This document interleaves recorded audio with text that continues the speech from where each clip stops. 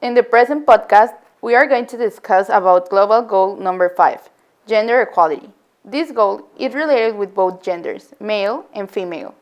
Gender equality means that men and women have equal opportunities, rights, and resources in every aspect of their lives, such as work, school, community, politics, social development, among others. We choose to focus our research in target number 5.2, end all violence against and exploitation of women and girls, because this is a really disturbing topic. According to Claudia Moran, all over the world, 1 of 3 women suffers physical or sexual violence. Focusing on Europe, 25.4% of the women suffers from this, and it's very sad to even think that this could happen to anyone, to your friend, your cousin, your sister, and if you are a lady, even to you. White slave trafficking, also known as Men Act, is the merchandising of women to sexually exploit them. Through time, this act has become one of the most important criminal sources of income in the world. Prostitution is a problem mainly present in poor girls. So the following guiding question is presented to guide the purpose of this podcast. Is a prostitution a way to enslave or a way to earn a living? Through the podcast, we prepare research in order to have more expertise in the problem. So then we could make interviews to gather information and analyze the different perspectives regarding this problem. In order to generate an interview that could gather information from different perspectives to both white slave traffic and prostitution, as well as the debate between should it be considered legal or not, the following questions were prepared. Which human rights are violated in white slave traffic? What is the role of the man in the white slave traffic? What is the relationship between poverty and white slave traffic? What is a possible solution? How does a victim fall for white slave traffic? How do you think a day for a woman in this situation is? Is prostitution a job or slavery?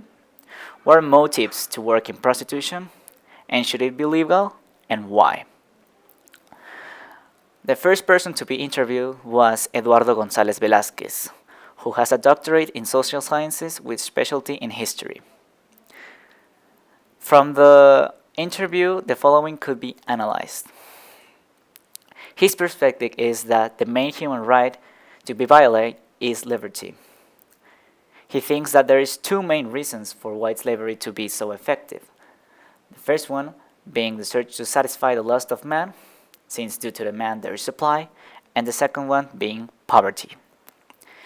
He mentioned something crucial, which was that to end white slave traffic, it is important to end corruption first, since there exists an accord between organized crime and authorities, so that authorities have a percentage through the revenue that white slave traffic generates. Following now is a fragment of his interview which proves his point.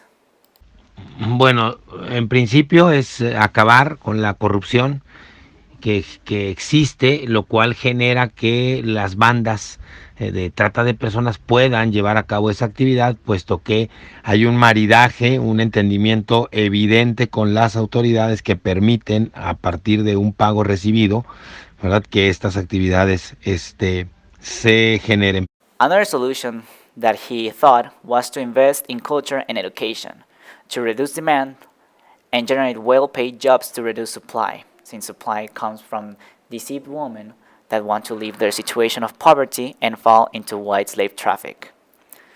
Following now is a fragment of the interview in which he validates this perspective. Pero también es necesario invertir en educación, invertir en cultura y en generar empleos de calidad, lo cual les dé opciones a estas personas de realizar trabajos en otras áreas, que no se vean obligadas también a prostituirse y de después caer en alguna red de trata de personas.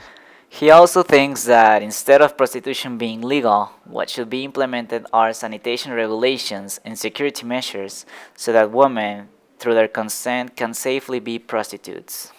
Following now is a fragment of the interview in which he states his perspective. Pues lo que debería de legalizarse sí son las condiciones, o sea, crear un marco de seguridad, de sanidad, que permita mayor seguridad a las mujeres que de manera libre quisieran ejercer la prostitución. Next, we interviewed José Leonardo Aguilar Bueno, undergraduate international relations student. Analyzing this second interview and our perspective in regard to prostitution and the answers provided by the interviewee, the following is concluded. Leonardo thinks that liberty is the main right that is violated in white slave traffic because women are forced against their own will, and also he thinks that no one should be enslaved. He pointed out that most of the time the people who lead the white slave traffic are men as well as the clients. This is the reason he affirms this is a job made by men for men, without caring about the psychological and physical damage women can suffer. The interviewee mentioned that men take advantage of the financial situation of women who live in poverty. They offer an easy way to earn money, and they make many promises which they never keep. That is why women are fooled, and when they least expect it, they are a victim of white slave traffic. Following now, we will show a fragment that proves his perspective. O sea, creo que se aprovechan, o sea, como que se aprovechan de las mujeres que viven en situaciones de pobreza para que entren en estas redes de trata de blancas por lo mismo, por sus necesidades. O sea, les ofrecen un trabajo, les dicen, oye, pues mira, aquí no vives bien, aquí no tienes dinero, no tienes trabajo, entonces te ofrezco este trabajo, no sé, de modelo, te ofrezco este trabajo de lo que sea, pero vente a esta ciudad y acá te vamos a pagar tu departamento y te vamos a pagar tu dinero y te vamos a, o sea, te vamos a dar 1000 cosas. O sea, se aprovechan de esas mujeres porque les ofrecen todo lo que no tienen, sí, o sea, por ser pobres, o sea, por no tener todas esas carencias. O sea, les ofrecen como, ok, te voy a ayudar con todo esto. Y llegan y se dan cuenta que no es cierto. O sea, que el trabajo es algo que no se esperaban, o sea, que en realidad se quedan atrapadas en estas redes. Leonardo thinks that a possible solution is to make prostitution legal, although he says that it shouldn't be normalized. He believes that in order to solve the problem, or at least try to, women who pursue this profession should have guaranteed rights and specific laws to grant their integrity. He says that these women should not feel less for doing this job and have the right to integrate with the rest of the society. Now, one may ask, why do we even consider on doing a podcast regarding this issue? The main reason behind it would be to raise awareness on a problem that surrounds us every day and we don't even realize that's there. To at least make the people that would somehow get to listen this conscious on this issue that is not taken care of properly, on how women are taken at not being able to have one of the most important rights humans should have, but impossible for them, freedom. On this issue there are two sides to it, the one who wins and the one who suffers. There are plenty of testimonies of girls who had suffered this. According to an interview done in 2016, Carla, a Brazilian girl, was part of this abuse. She used to live in Brazil and studied law there, but in the summer she accepted to travel to Spain to get a job and pay her studies. When she arrived, the reality was way much different than what she thought. She was taken to nightclubs in Spain and then threatened her and her family. Well, basically they told that they were going to rape her sister and her 6-year-old nephew in case she was not taking part of this. In that moment, she knew that their whole world was going to break down. She started to consume drugs and to lose all hope. She didn't even trust in the police anymore. After 2 years of suffering, she was finally saved. Now, on the other side, there is the perspective of the one who wins, the business. According to another interview done in 2017, there was a kidnapper that talked about his business. He has been trafficking women for around 20 years, who said that the first rule that you must learn is not to look at the women as if they were yours, instead as raw material of your business. It is important not to get involved in their lives more than what's necessary.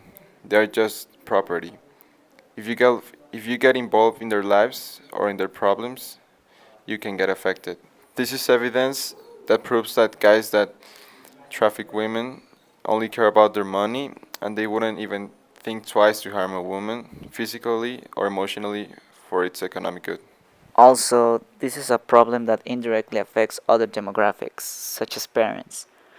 The potential loss of the children due to the Mann Act or white slave trafficking leaves a permanent trauma on the parents. Well, this has been our podcast. We hope that this has helped you have some conscience about it and understand the seriousness of this topic that is happening beneath our eyes.